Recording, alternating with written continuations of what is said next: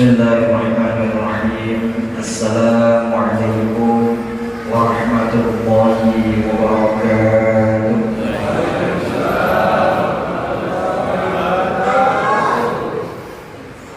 Alhamdulillahirabbil alamin.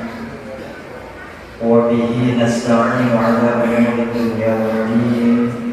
Salatu wassalamu 'ala asyrafil anbiya'i wal mursalin.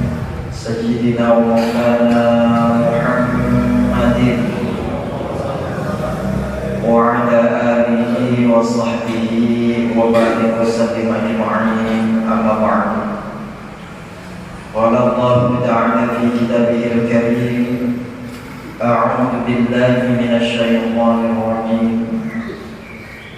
Ya ayyuhalladzina amanu taqullaha wa kunu ma'as shadiqin.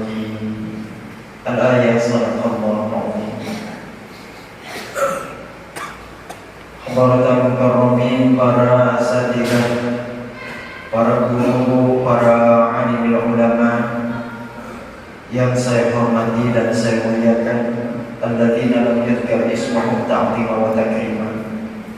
Segenap tokoh masyarakat, para sesepuh, para hujjah, bil khusus tentunya kepada Pak Haji selaku Ketua DKM Masjid Jami Al-Islamiyah beserta seluruh jajaran pengurus yang saya hormati, serta tentunya kepada para jamaah sekalian, bapak-bapak, hadirin kaum muslimin sidang salat subuh yang dimuliakan Allah Subhanahu wa taala. Puji dan syukur kita panjatkan kehadirat Allah. Salawat serta salam semoga senantiasa tercurah keharibaan baginda Nabi besar Muhammad sallallahu alaihi wasallam pada seluruh keluarga, para sahabat, dan mudah-mudahan sampai pada kita seluruh pengikutnya. Amin ya rabbal alamin. Hadirin kaum muslimin sidang salat subuh yang dimuliakan Allah. Alhamdulillah, kita perlahan tapi pasti menuju babak-babak final daripada ibadah Ramadan kita. Maka mudah-mudahan kita semua panjang umur, amin, amin, amin, walafiat, amin, sehingga bisa terus menikmati ibadah kepada Allah Subhanahu wa taala, khususnya di dalam bulan Ramadan kali ini. Amin ya rabbal alamin. Para jamaah sekalian, semakin kita mendekati akhir daripada Ramadan, tentu kita semakin meningkatkan intensitas kedekatan kita kepada Allah Subhanahu wa taala dengan beragam cara. Kalau dengan ibadah-ibadah yang wajib, tentu ini sudah tidak menjadi persoalan. Itu mah sudah tidak perlu dibahas, sudah selesai. Yang wajib insya Allah sekuat tenaga terus kita lakukan, insya Allah. Tapi kemudian kita mendekatkan diri bertakarrub kepada Allah Subhanahu wa taala adalah dengan ibadah-ibadah nawafil, ibadah-ibadah nafilah. Maka banyak sekali ibadah-ibadah yang kita lakukan, yang kita niatkan untuk semakin menyempurnakan ibadah shaum kita di bulan yang penuh dengan keberkahan ini. Ada orang-orang yang tak henti setiap malam berqiyamul lail, ada yang bertahajud, ada yang tilawatul Quran, ya, ada yang setiap harinya sedekah, ada yang mendekatkan diri kepada orang-orang salih, macam-macam bentuknya. Tapi yang perlu kita tahu para jamaah sekalian bahwa seringkali pada ibadah-ibadah yang sifatnya nafilah atau mustahab atau sesuatu yang kecil atau bagus kalau kita lakukan, ada kebaikan yang banyak untuk kita di situ. zahirnya dia hanya berupa fadilah, tapi sesungguhnya secara batin ada kewajiban yang melekat yang harus kita laksanakan. Apa saja ibadah-ibadah yang bentuknya seperti itu? Saya menukil dari salah satu nasihatnya salah seorang sahabat Rasulullah SAW. Beliau Sayyidina Utsman bin Affan radhiyallahu anhu. Tapi kalau ingat nama sahabat itu para jamaah, saya jadi ingat. Kalau kita tarawih itu kan suka diseling menyebut nama sahabat yang kuat ya. Amirul Mu'minin Sayyidina Abu Bakr Siddiq, kan gitu ya. Lalu dapat berapa rakaat lagi? Amirul Mu'minin Sayyidina Umar bin Khattab, Utsman bin Affan, Ali bin Abi Thalib, disebut empat-empatnya. Ini belakangan ini ada orang yang gak tahu apa-apa, sok tahu. Dia bilang tarawih diselingi sebut nama-nama khalifah itu bid'ah itu. Arab yang melakukannya itu ahli neraka. Wah, ahli neraka semua kita ini. Na'udzubillahi min. Mereka gak tahu kalau itulah cara ulama kita mencegah masuknya orang-orang Syiah ke masjid-masjid kita. Sebab orang Syiah gak tahunya Ali bin Abi Thalib aja pada jemaah. Tahunya Ali bin Abi Thalib.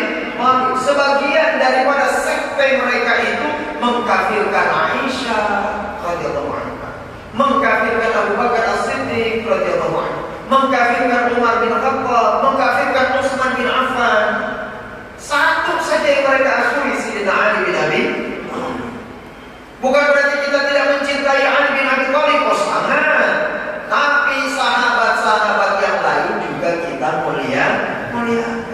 Sebab memang dilarang kita mencaci sahabat Rasulullah. Nah, maka kemudian ulama itu menyelipkanlah supaya orang-orang Syiah itu gak luas berdakwah. Dia mau masuk ke masjid di bulan Ramadan, tarawihnya ada menyebut Abu Bakar, Umar, Utsman, Ali. Udah menjauhnya begini kayak begini. Tuh, itu salah satu cara ulama kita mengkantor pemahaman-pemahaman yang tidak sesuai dengan Al-Quran dan Sunnah Rasulullah Sallallahu Alaihi Wasallam. Nah, Sayyidina Utsman bin Affan itu pernah mengklasifikasi dan memberikan nasihat. Kata beliau, yang pertama, ibadah-ibadah yang zahirnya fadilah tapi secara batinnya adalah fardhu. Yang pertama adalah tilawatul Quran. Membaca Al-Quran, atau dalam sifat yang lain disebut qiraatul Quran, membaca Al-Quran. Kata beliau, wa tilawatul Qur'ani fadilah, membaca Al-Quran itu satu keutamaan, ada kebaikan yang banyak di situ. Akan tetapi wal amalu bihi fardhu. Beramal berdasarkan Al-Quran ini wajib. Artinya apa? Jangan berhenti pada tahapan senang membaca. Meskipun bagus, bukan berarti jelek, bagus. Sebab suatu ketika Rasulullah SAW ditanya, ya Rasulullah, ayu amalil afdal? Perbuatan apa, amalan apa yang paling utama? Kata Rasulullah, qiraatul Quran, baca Quran. Rasulullah ditanya lagi, bifahmihi atau ghairi fahmihi, dengan memahaminya atau tanpa memahaminya? Kata Rasulullah, bi ghairi fahmihi, bifahmihi wa ghairi fahmihi. Baik dengan pemahaman akan yang dia baca ataupun tidak paham sama sekali tentang apa yang dia baca. Bagus semuanya, alhamdulillah. Tapi kalau berhenti di situ para jamaah, bahaya. Ya, akhirnya Quran itu hanya ada di mushaf-mushaf. Al-Quran itu hanya ada di gadget-gadget, di iPad, di handphone, atau di tablet, atau di apa? Ya, Al-Quran hanya ada di situ. Dalam keseharian kita nggak ada Al-Quran. Yang muda nggak tahu sopan sama yang tua, yang tua juga nggak bisa menyayangi yang muda. Beda dikit langsung maunya berantem aja. Qurannya di mana? Nah, para jemaah sekalian, maka untuk bisa mengamalkan isi kandungan Al-Quran para jemaah, hati-hati. Nggak bisa kita langsung kembali kepada Al-Quran. Sebab kita bukan orang alim. Nggak bisa. Kan inna dina yusrun, kata Rasulullah, inna hadad dina yusrun, agama ini mudah. Udah gak usah mempersulit, gampang kok. Baca Quran, lihat terjemahnya, amalkan. Bahaya. Baca Quran, lihat terjemahnya, amalkan. Bahaya. Mana contoh bahayanya? Ada orang yang mengatakan Rasulullah SAW juga pernah tersesat. Sebelum diangkat jadi Nabi, Rasulullah itu pernah tersesat. Maka siapa orang yang memperingati Maulid Nabi, mereka sedang memperingati kesesatan Rasulullah. Na'udzubillahi min. Mana ada tuh mulut yang lebih jelek dari itu? Paling jelek-jeleknya ucapan yang keluar dari mulutnya. Dalilnya apa? Al-Quran barangnya. Lalu dia ngomong, bukan saya ngomong, yang ngomong Al-Quran loh. Ada di dalam surat Ad-Duha. Tuh, ditambah kita aja nggak ngerti lagi. Dalam surat Ad-Duha, wa wajadaka dhallan fahada. Tuh, wa wajadaka, dan Allah mendapati engkau hai Muhammad dhallan, dalam keadaan sesat. Kata dia, fahada, maka lalu kemudian Allah berikan hidayah, Allah berikan petunjuk, maka keluar dia dari kesesatannya.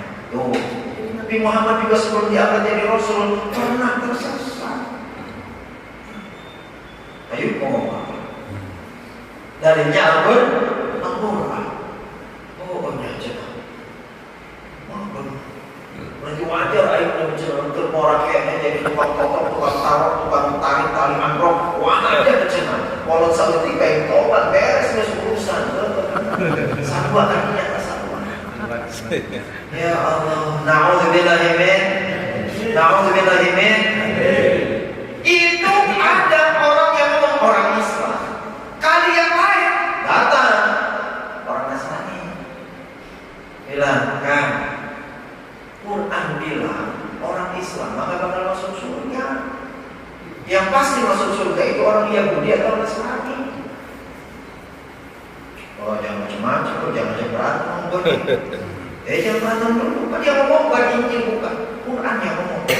Yang benar loh, iya. Mau ada yang ini? Ada. Kebenaran jelmana memang kita bisa baca Quran. Baca Quran seumur hidup, umur udah hampir 40 hatam Quran itu pernah sekali-kali ancam. Mawinan Anda harus 7 kali. Widih, tinggal sih. Nah, kata orang Nasrani itu, nih ada kata Quran apa?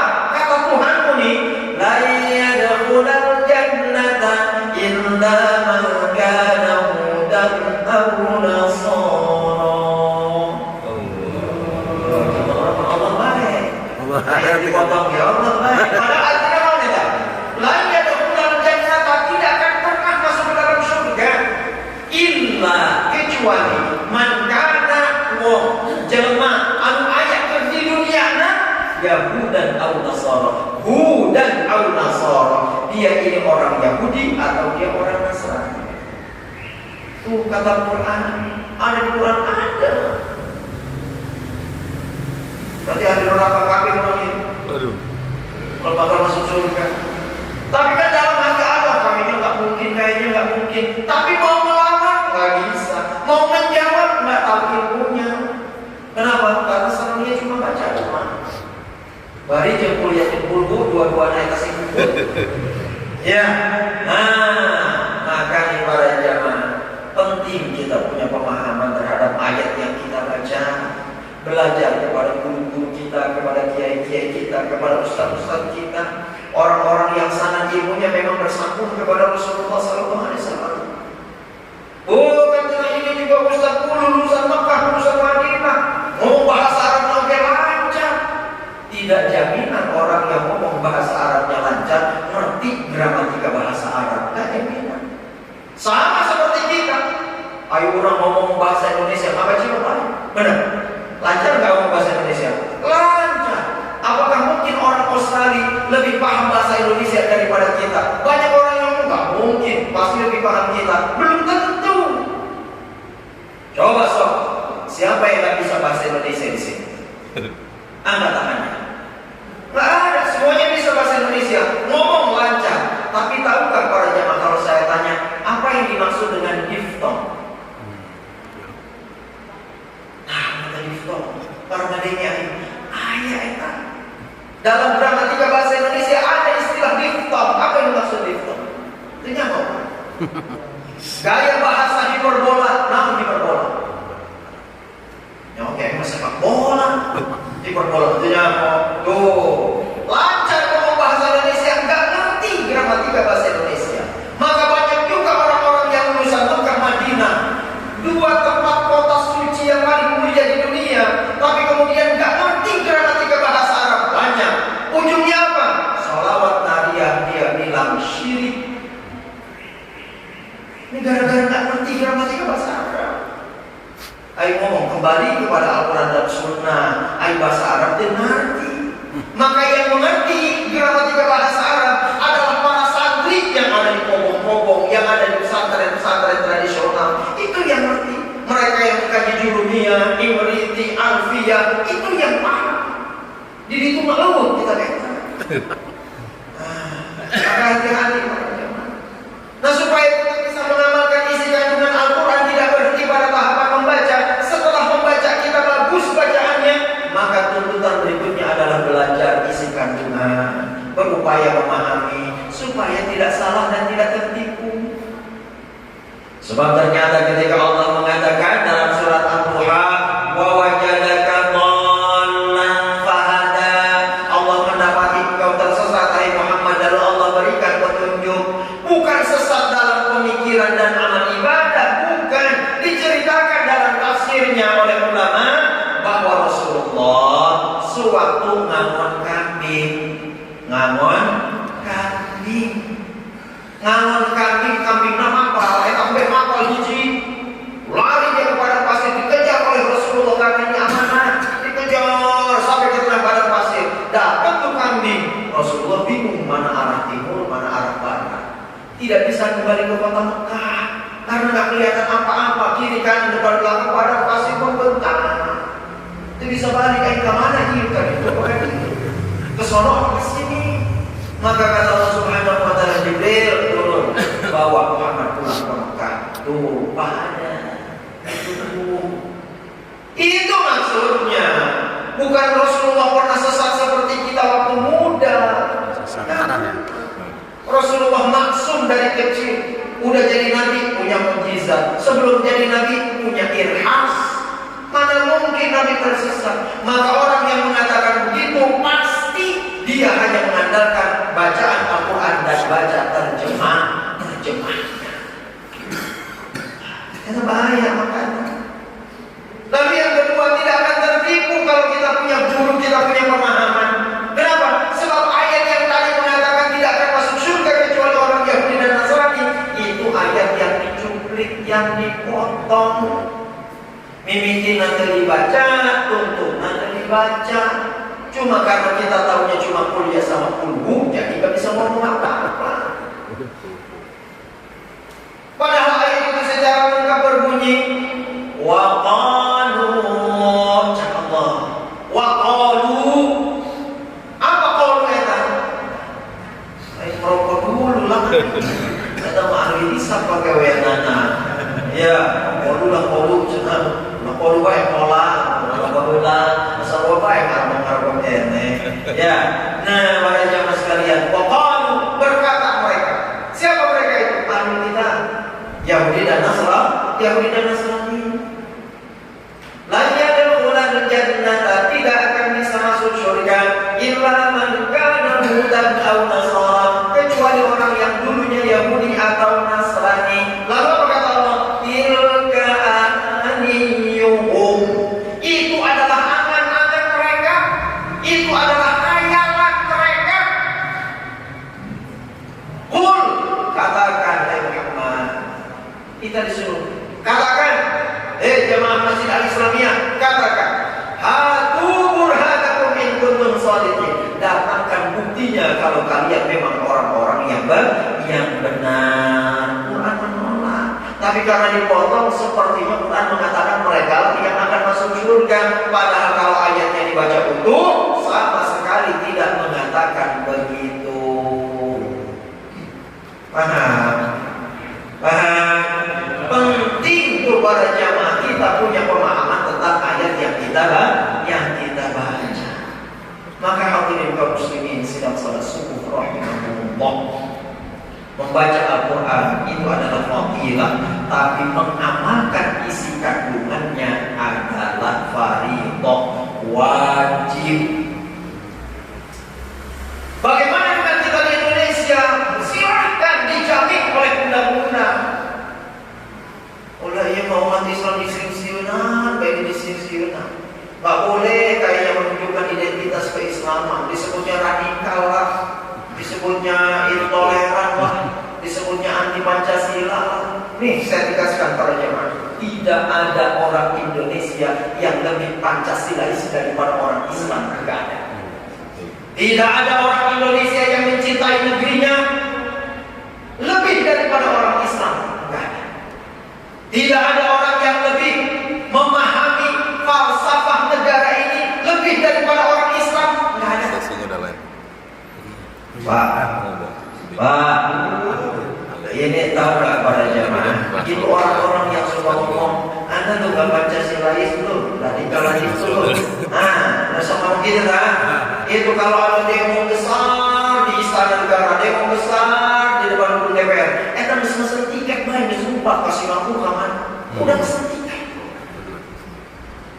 Bakal terjadi kekacauan, udah pesen tiket di luar negeri. Ini nih NKRI yang kayak begitu, ahli Pancasila kayak begitu. Begitu ditanya Pancasila nomor 4 apa? Itu apa? Dan terkeblek kita. Ya, begitu kita mengamalkan ajaran Islam, dia bilang ini bukan negara Islam, oh ini negara Pancasila. Juli. Ya Allah, na'udzubillahimin. Pancasila itu hadiah dari umat Islam. Saya kasih tahu pada jemaah, Pancasila itu hadiah dari umat Islam untuk bangsa Indonesia. Jadi jangan pernah menabrakkan Pancasila dengan syariat Islam. Kenapa? Sebab Pancasila lahir dari syariat Islam. Maka kita perlu percaya diri, nih saya Islam, nih saya Indonesia, gitu. Saya cinta NKRI, saya paham Pancasila. Saya adalah hamba Allah yang bertakwa. Gitu kuduna. Mulai yang maka batur be, asal ketemu Cina be, baru kumilu. Jalan baduit mana nama? Bagi sih kan duit. Saya mau terbagi duit benar para jemaah. Terbagi saya benar. Tak pernah ngayuh duit, ngoreng duit, tak pernah saya. Tak pernah. Ya, maka tunjukkan identitas kita para jemaah. Sebab kalau identitas kita orang-orang Islam ini tersembunyi, terhalang, enggak ditunjukkan, yang menonjol identitas orang lain.